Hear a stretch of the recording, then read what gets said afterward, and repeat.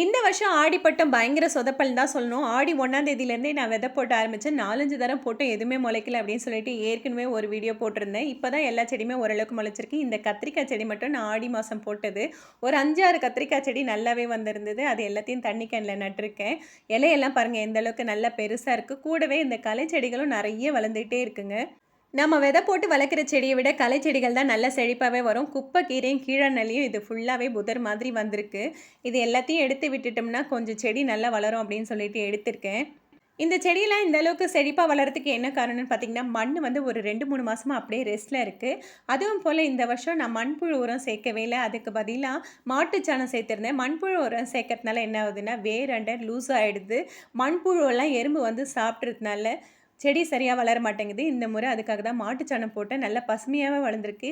இந்த தொட்டியில தக்காளி விதை போட்டிருந்தேன். 2 தான் வந்திருக்கு. மீதி எல்லாமே களை செடி தாங்க இருக்கு. இதுலயும் தக்காளி போட்டிருக்கேன். கொடி தக்காளி, அதுக்கப்புறம் இந்த பாட்டில் தக்காளி மாதிரி போட்டிருக்கேன். அதுக்கடுத்து இதிலலாம் ஒரு 6 தொட்டியில வெண்டைக்காய் நட்டுருக்கேன். வெண்டைக்காய் செடியெல்லாம் பாருங்களேன், எந்த அளவுக்கு சூப்பரா இருக்கு. மண்புழு உரம் போடும்போது இந்த அளவுக்கு எனக்கு பெருசா வரவே இல்ல. இப்போ மாட்டுச்சாணம் போடுறதுனால தான் நல்லா பெருசா வருது. இதில கொடமிளகாய் போட்டிருக்கேன். ஆனா களை செடி தான் நெறைய இருக்கு. ஒரு 2, 3 மிளகாய் செடி இருக்கு. இது கொடமிளகாவா இல்ல சாதாரண கம்போஸ்ட்ல வந்த மிளகாய் செடியான்னு எனக்கு தெரியல. ஒரு 2, 3 தொட்டியில போட்டிருக்கேங்க.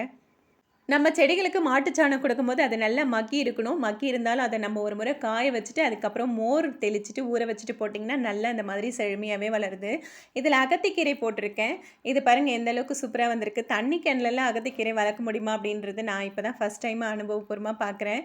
இதில மாயன் கீரை நட்டுருக்கேன். இப்ப தான் வளர ஆரம்பிக்குது. இதில பார்த்தீங்கன்னா, சர்க்கரைவள்ளி கிழங்கு ஒரு 10 நாளைக்கு முன்னாடி அறுவடை பண்ணிட்டு, அந்த குச்சிகள தாங்க நட்டு வச்சேன். அதுவே இந்த அளவுக்கு நல்லா புதர் மாதிரி வளர்ந்துருக்கு. இது வந்து பார்த்தீங்கன்னா, கருணக்கிழங்கு போட்டிருக்கேன். களை செடியெல்லாம் இன்னைக்கு ஒரு தட்டு முழுக்க வந்திருக்குங்க.